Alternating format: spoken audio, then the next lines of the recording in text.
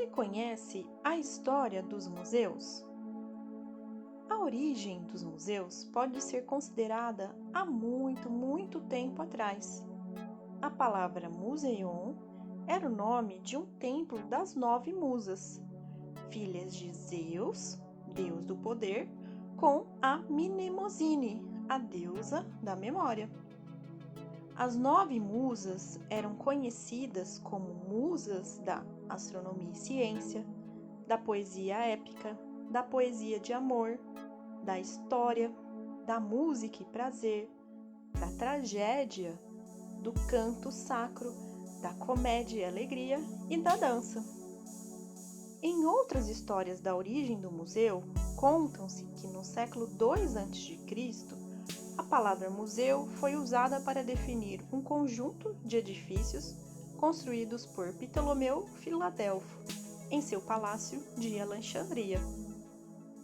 O complexo de edifícios era composto com a famosa Biblioteca de Alexandria, um anfiteatro, um observatório, salas de trabalho e de estudo, um jardim botânico e uma coleção zoológica.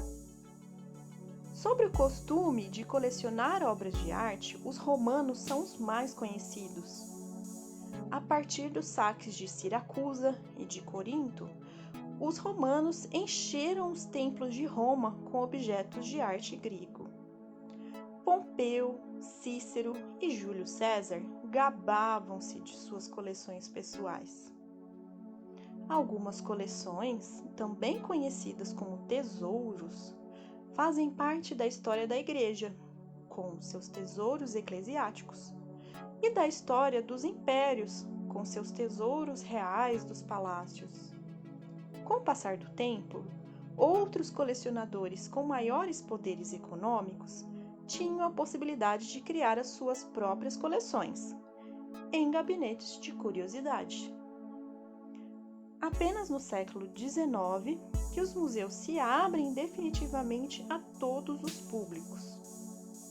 Entre 1823 a 1847, construiu-se o edifício do Museu Britânico em Londres, cuja arquitetura se inspira na Acrópole de Atenas.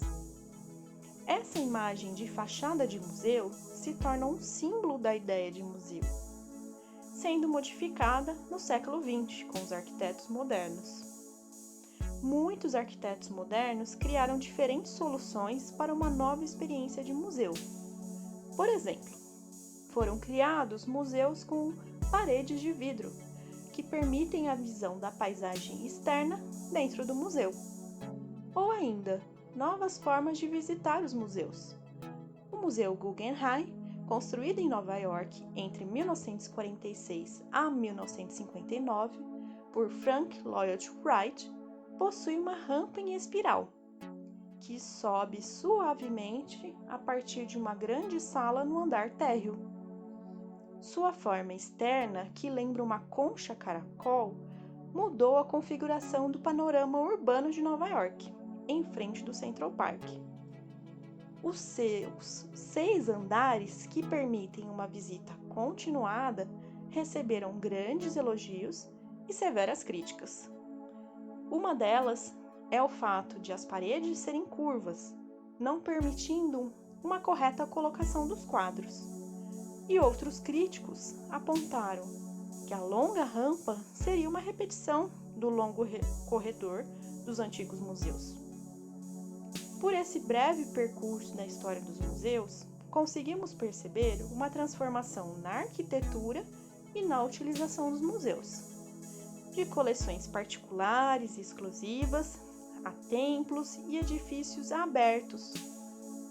A ideia de público passou a ser considerada como população, as coleções com a ideia de patrimônio e os edifícios como um território.